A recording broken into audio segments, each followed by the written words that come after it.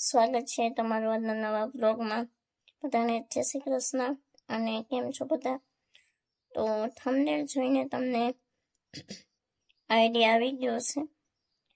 તો સૌથી પહેલા તો દ્વારકાધીશને એ પ્રાર્થના કરું કે હે કાનુડા, મારા બાપુજીની આત્માને તમે શાંતિ આપજો અને તેમને તમારા ચરણોમાં સ્થાન આપજો, એમને મોક્ષ મળે એવી દિલથી પ્રાર્થના કરું છું. અને આજે એમને ગયા એના 24-25 દિવસ થઈ ગયા છે. તો હજી પણ એમ થાય છે કે હજી અમારી આજુબાજુમાં ક્યાંક છે, હજી એવું ફીલ થાય છે. અને આજે મારો જન્મદિવસ છે, તો આજે એવું કંઈ એમ થતું નથી દિલથી કે નહીં આજે બર્થડે છે, તો મને એવું થાય કે મારો દિવસ છે, સ્પેશિયલ દિવસ છે, એવું કાંઈ મને ફીલ નથી થતું. કેમ કે ગયા મહિને મેં એવું વિચાર્યું હતું કે આવતા મહિને મારો બર્થડે છે ને, તો ચોકલેટ લઈ આવીશ ને, તો બાપુજી માટે પણ હું ચોકલેટ લઈ આવીશ, એ મોટી, ભલે એક ખાઈ નહોતા શકતા તો પણ મને એની પાસે જઈશ, એમને કહીશ કે બાપુજી આજે મારો બર્થડે છે, તો એ મારો હાથ પકડે, મને કંઈક કહેતી, આમ માથે હાથ મૂકે, અને એ બોલી નહોતા શકતા. આજે એવું થતું નથી કે હું કંઈક કરું, સારા કપડાં પહેરું, ચોકલેટ ખાઉં. ખરેખર કહું ને તો આજે મેં ચોકલેટ નથી મગાવી જ નથી. ચોકલેટ પણ મેં નથી મગાવી. બાકી વાલે વખતે છે ને બર્થડે હોય ને 2 દિવસ પહેલા મારે ચોકલેટ આવી જ ગઈ હોય. તો આજે મારે રડવું નથી, રડીશ નહીં. એમ કે છે ને કે એના જે ગયું હોય એના પ્રિયજનો, એના ઘરના લોકો શું કહેવાય રડતા હોય ને, તો એમને દુઃખ થતું હોય. અટાણે મને એટલું અંદરથી થાય છે, પણ હું કંટ્રોલ કરું છું. કહેવાય છે કે આપણે રડતા હોય ને તો એને દુઃખ થતું હોય, મારા ઘરના લોકો રડે છે એટલા માટે હું રડીશ તો નહીં જ. પણ એક વાત કહું ને, તો એ જ્યારે શનિવાર હતો, 18 તારીખનો શનિવાર હતો, જ્યારે આપણા બધી વચ્ચેથી ગયા ત્યારે પાછા મળી. અને એની ઉત્તર ક્રિયાના દિવસે ગુરુ પૂર્ણિમા હતા. એનો મતલબ એમ કે ખુદ ભગવાન એમને લેવા આવ્યા હતા, અને એની ઉત્તર ક્રિયાના દિવસે ગુરુ પૂર્ણિમા હતી. અને ક્રિયાના દિવસે સાંજે રામમાપે ભગવાનનો મારે પાઠ હોય.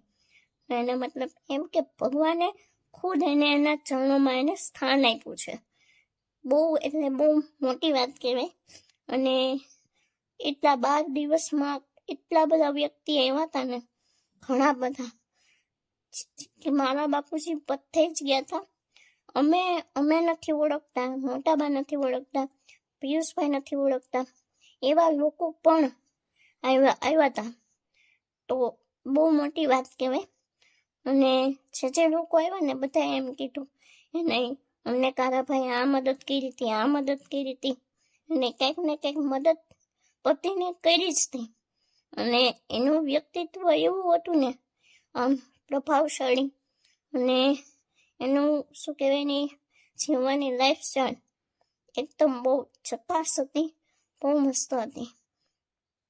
અને હર બીજા આવે ને ભલે વખતે બીજા આવે મહિને અને સીતારામ કરવા અમે જઈએ, તો એ મારી માથે આમ હાથ મૂકે અને આમ કરે, કેટલું બધું કરે.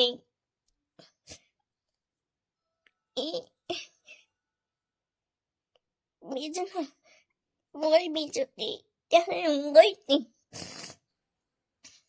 ત્યારે એને મારા માથે આમ હાથ મૂક્યો હતો, મને આમ કર્યું હતું. પછી એની પાસે ગઈ તો મારાથી શું કહેવાય રડાઈ ગયું. પછી મને આમ કરવા માંડ્યા.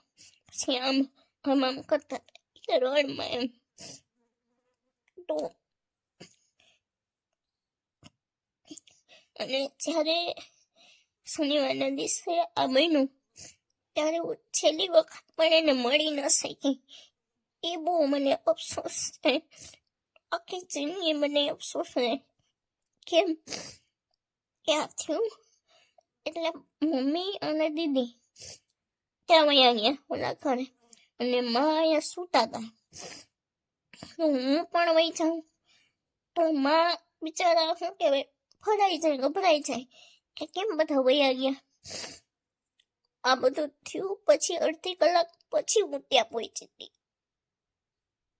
એટલા માટે આખી જિંદગી મને અફસોસ રહે.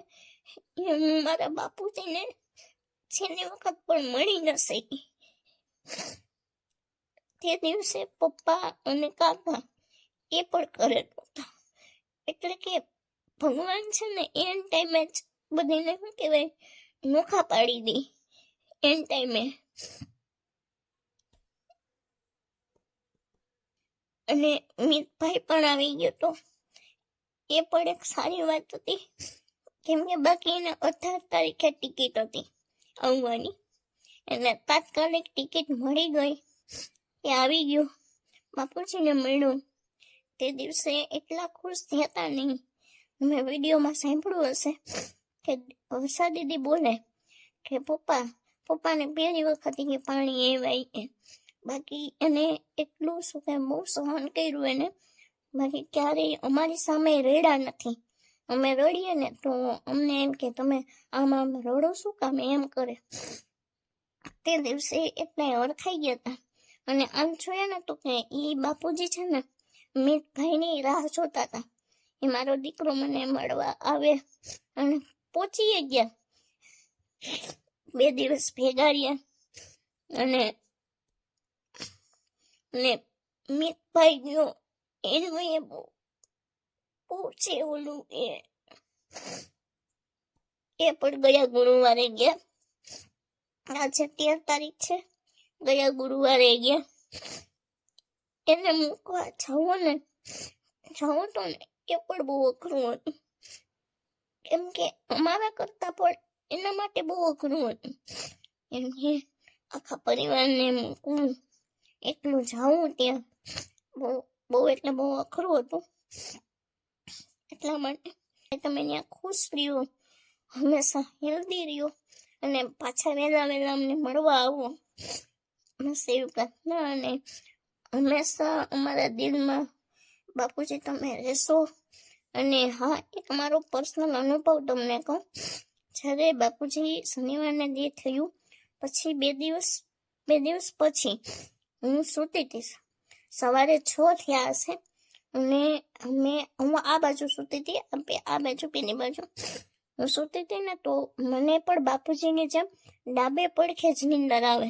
તો હું સૂતી હતી તો 6 થયા હશે. મેં આંખ ખોલી ને મને એમ થયું કે મારી બાજુમાં બાપુજી હતા. ખરેખર સિરિયસલી કસમથી કહું કે મને એમ થયું કે મારી બાજુમાં બાપુજી હતા. તો શું કહેવાય હું બી ગઈ એકદમ. એટલે મેં ફટાફટ આંખો બંધ કરી લીધી. પછી પાછી ખોલી ને તો કંઈ નહીં. પછી એવું થયું નહીં બાપુજી જ હતા. અને નેમિષા દીદીને પણ રાતે મેં 3 દિવસ પછી રાતે 2-3 વાગે એમને પણ બાપુજી દેખાયા. સિરિયસલી એને પછી વર્ષા દીદીને અને યતર દીદીને એને પણ બીડીની સુગંધ આવી હતી. ભાભીને બીડીની સુગંધ આવી હતી. પછી તેજલ દીદીને 2 દિવસ પહેલા એને સપનું આવ્યું હતું કે બાપુજી અહીં ઘરે આવ્યા હોય, એનારે વાત કરી હોય. એટલા માટે એને બધીના એક એવું શું કહેવાય એવી સાઈન આપી કે હું તમારી આજુબાજુ જ છું, તમે ચિંતા ન કરો. એના માટે તે દિવસ મેં જોયું એટલે હું બી ગઈ. પછી બહુ અફસોસ થયો. હજી ઘડીક આંખો ખુલ્લી રાખી હોત તો મને બાપુજી હરખા દેખાત. પણ હું બી ગઈ ને એટલા માટે મેં આંખો બંધ કરી દીધી. અને એના માટેનો મતલબ એમ કે એ અમારી આજુબાજુ છે અને બસ મારે રડવું નથી તો પણ રડાઈ ગયું. એમ કે ને કે આપણે રડતા હોય ને એમને દુઃખ થતું હોય કે મારા પોતાના ઘરના લોકો રડે છે. ભગવાન એમને હંમેશા એમના ચરણોમાં સ્થાન આપે, એમની આત્માને શાંતિ મળે અને એની જીવને મુક્તિ મળે એવું જ કહું છું. એમ શું કે આપણે રડીએ અને ઓલું કરીએ પછી એનો જીવ આપણી મોહ માયામાં અટવાઈ રહે એવું નથી હું માંગતી. એટલા માટે રડવું નથી તો પણ રડાઈ ગયું. કંટ્રોલ કરીએ છીએ એટલા દિવસથી, એટલા માટે મેં વિડીયો નહોતો બનાવ્યો. કેમ કે મારા માટે આ વિડીયો બનાવવો ને એટલો અઘરો છે એટલે બહુ અઘરો હતો મારા માટે. હંમેશા તમે યાદ આવશો, હંમેશા વાર તહેવાર બધે તમે યાદ આવશો, બહુ યાદ આવશો એટલા માટે. અને એ વ્યક્તિ હતું ને એ મારા ત્રણેય ઘરનો પાયો હતો. બાપુજી હતા એ મારા ત્રણેય ઘરના પાયા હતા. એટલા માટે એમ એ પાયો છે અત્યારે નથી એટલા માટે. તો બસ બીજું કઈ નહીં. આજનો લોગ અહીંયા રાખીએ અને હંમેશા અમારી સાથે રહેજો બાપુજી, અને મારા દિલમાં હંમેશા તમે રહેશો. અને મિતભાઈને જે મૂકવા ગયા હતા એનો વિડીયો મેં થોડો એવો શૂટ કરેલો છે, તો એ હું આવતા વ્લોગમાં રાખીશ. બસ જય શ્રી કૃષ્ણ, જય દ્વારકાધીશ. બધા ખુશ રહ્યો, હેલ્ધી રહ્યો અને ભગવાનનું કામ કરીએ. બસ એ જ ભેગું આવવાનું છે. સારા કરમ કઈ ભેગું નથી આવવાનું. બાપુજી એટલે એટલી જગ્યાએ બધા માણસોને મળ્યા ને એટલા માટે એટલા બધા લોકો આવ્યા. એમની સ્મશાન યાત્રામાં એટલા બધા વ્યક્તિઓ હતા, માણસો આવ્યા હતા. અમારે જે આ રસ્તો છે ને રસ્તો તે આખો ગાડીથી ભરાઈ ગયો હતો. એટલા માણસો આવ્યા હતા. ત્યારે મને એમ થયું કે ખરેખર આપણે જે સારું કામ કરીએ ને, આપણે જે સારા કર્મ કરીએ, કોઈની મદદ કરીએ, સેવા કરીએ એ જ ભેગું આવવાનું છે. બાપુ આપણો અહંકાર, અભિમાન, પૈસા બધું જ અહીંયા જ રહેવાનું છે, કઈ ભેગું નથી આવવાનું. એટલા માટે ભગવાનનું કામ કરીએ ને એ જ આપણે ભેગું આવશે. ચલો જય શ્રી કૃષ્ણ અને જય દ્વારકાધીશ.